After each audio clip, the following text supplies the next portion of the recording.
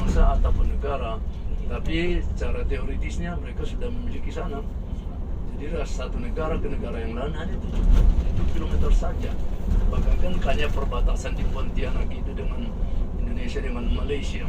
Bapak Ibu lihat ke kiri, itulah Yerusalem yang baru dibangun setelah orang, bahkan waktu saya tiba di sini itu di sana sini ada rumah tapi tidak sepadat ini.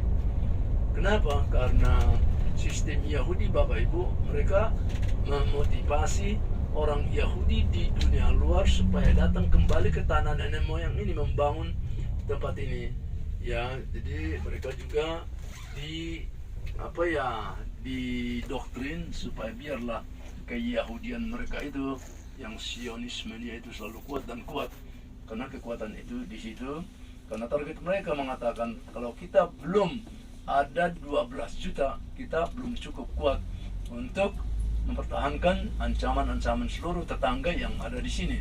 Tetangga tentunya yang negara Lebanon, Syria, Irak, Kuwait, dan negara-negara Timur Tengah. Walaupun 4 negara di Timur Tengah, negara-negara kecil sudah berkoalisi dengan mereka, berteman, tapi ya gampang dalam suasana politik ada angat-angat sedikit bisa berubah kan. Jadi itulah yang mereka targetkan. Jumlah kita itu harus cukup banyak nanti supaya kita boleh kuat. Walaupun secara teknik tidak ada yang bisa melawan Israel, paling tidak penemuan-penemuan yang mereka laksanakan sampai nanti dipasarkan di seluruh bumi termasuk ke persenjataan. Jalan ini jalan satu penting di bumi ini. Jadi bumi ini berbicara dari sejarah Alkitabnya kan ya. Kenapa memang? Inilah jalan yang dilewati Abraham, istrinya atau ibu kita Sarah, dan anak-anaknya Ishak, cucunya Yakub, dan istrinya Rahel dan Leah. Dari sini menuju ke utara ke Samaria, atau dengan cara terbalik dari Samaria menuju ke Bethlehem, ke Yerusalem, Bethlehem, Hebron, Beersheba di mana Abraham menggali 7 sumur ya, dan memberikan 7 anak domba ke pemiliknya Abimelech yang pemimpin orang Filistin, bukan Palestina yang sekarang lain ya, Filistin, bangsa mereka yang berperang. Itulah bangsanya si raksasa itu, si Goliat itu. Ya, jadi inilah jalan yang dilewati, sekecil begini, sesederhana begini, tapi jalan yang paling historis di bumi ini. Kalau ada di Jakarta, Jalan Tamrin, Orchard Road di Singapura, atau di New York, atau Champs-Élysées di Paris, kalahlah di sana secara historis tuh ya. Ya, benar. Jadi ini penting. Bahkan Tuhan Yesus, Bunda Maria Yusuf waktu datang mendaftarkan ke Bethlehem dan kelahiran Tuhan Yesus, mereka lewat sini. Siapa saja pun pada saat Alkitabnya, inilah jalan besar, jalan tolnya, istilah sekarang jalan tol dari utara, dari Galilea sampai ke Judea, ya, Samaria, Judea, terus nanti ke Negev, Beersheba, sampai mereka mengusik ke Mesir. Iya, itulah sebabnya jalan ini sampai sekarang juga Hebron Road, jalan ke Hebron.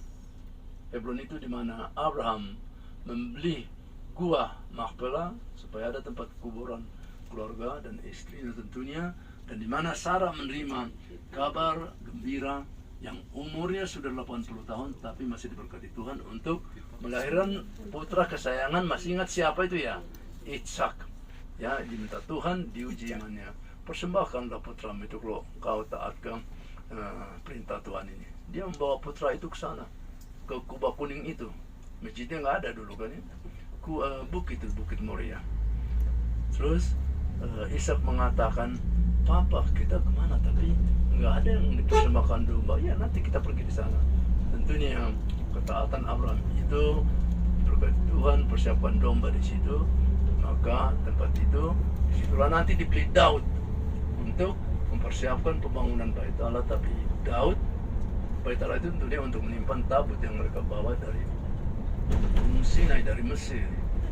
Tentunya Daud tidak diperkenankan Tuhan untuk membangun Bait Allah karena ya manusia juga kesalahannya yang tidak layak untuk ini membangun Bait Allah. tapi putranya Raja Salomo yang membangun Bait Allah di situ.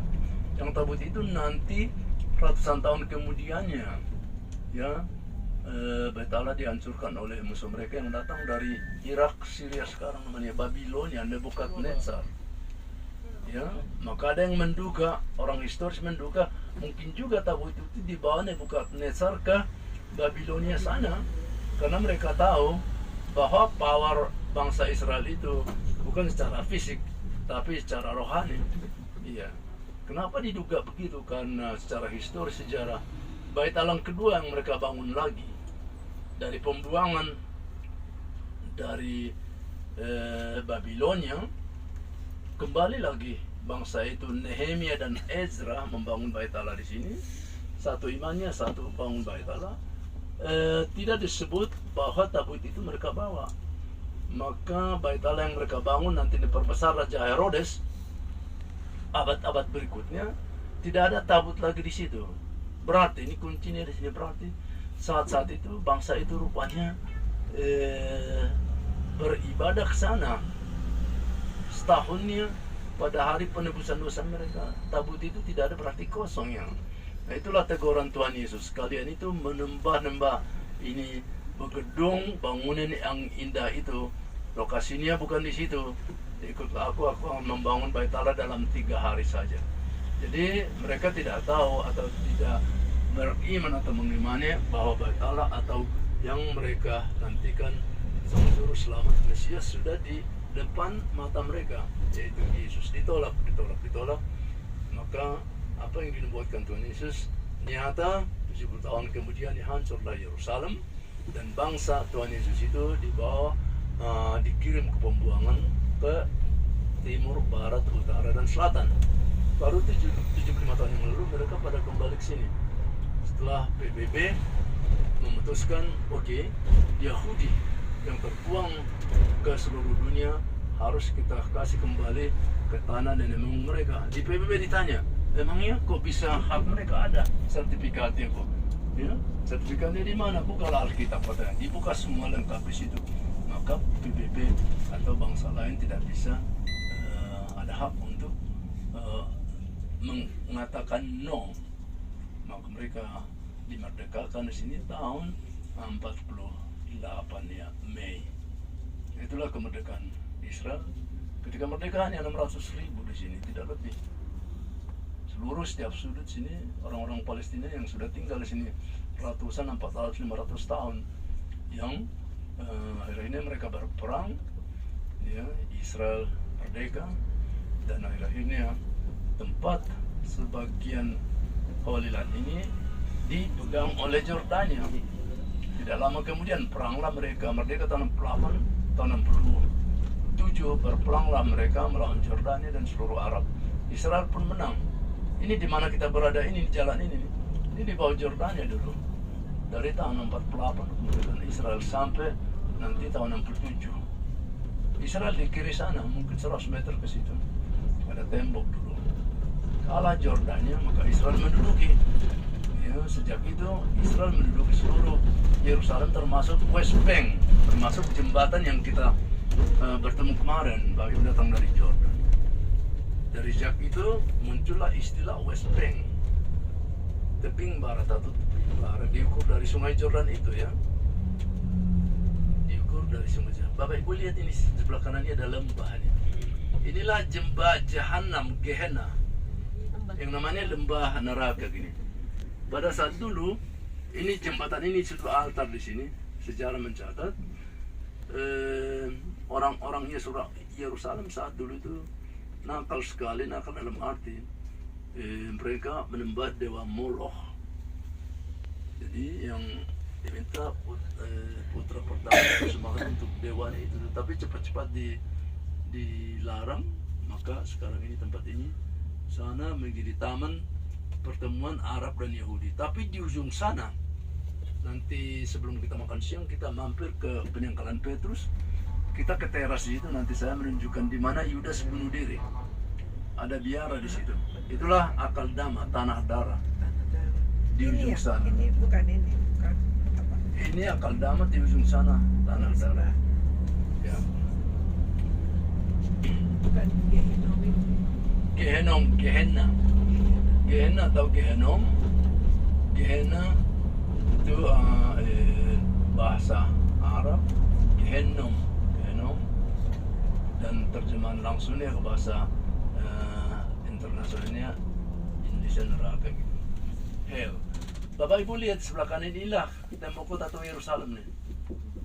Andai kata kita tiba di sini, ya sekitar katakanlah 100 tahun yang lalu sebelum Israel merdeka, sini nggak ada perumahan sini.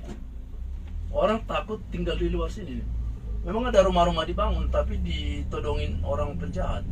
Di sini saja mereka tinggal. Harus di dalam ya. Di dalam terus ada 8 pintu gerbang. Ini pintu gerbang 1, keluar masuk ditutup malam hari ini.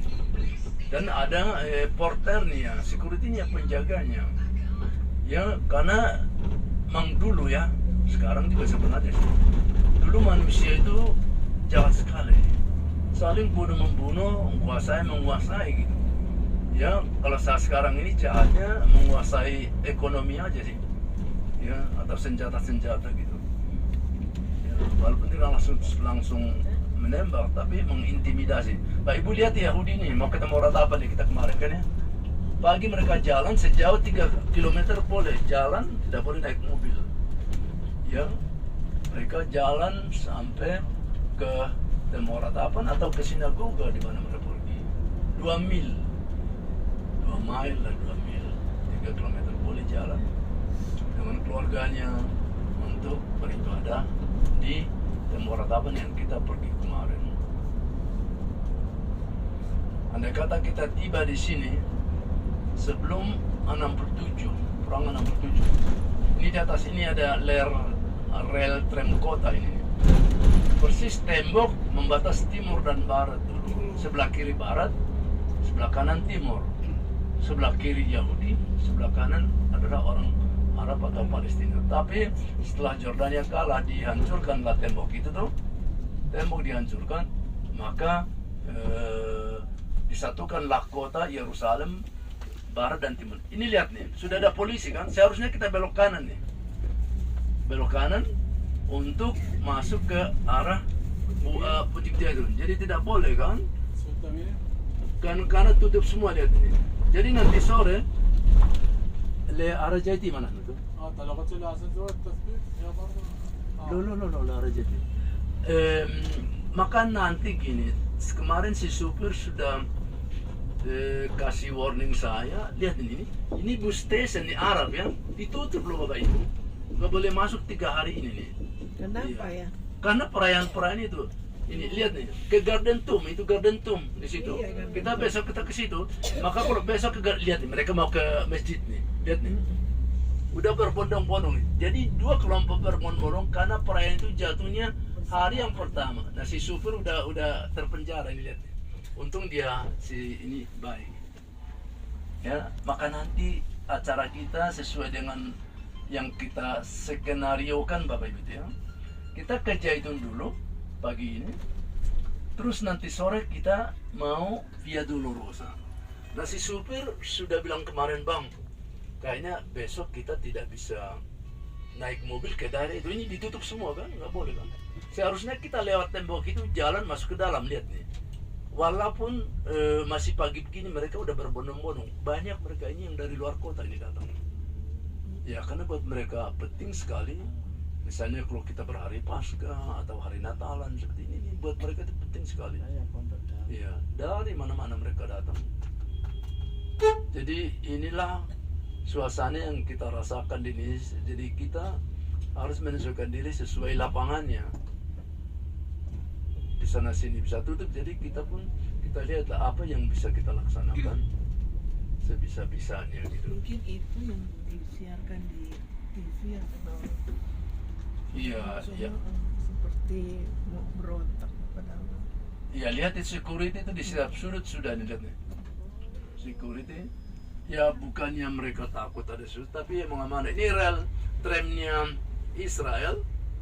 Ini jalur tram ini nih, itulah tembok dulu. Tembok itu dihancurkan, maka yang kiri sana, kiri adalah barat, sini timur menjadi satu yang dinamakan Jerusalem yang besar, Greater Jerusalem. Jadi tram ini nih 15 km dari satu sudut ke sudut yang lain untuk mengangkut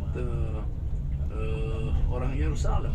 Siapa saja pun bisa naik, perlu ada tiketnya tentunya. Nah ini kan baru ya. Eh, Kira-kira ada 10-20 tahun. 10 tahun, 8 tahun lah kali ya. Iya, Iya. saya datang dia masih dibikin-bikin sama istri.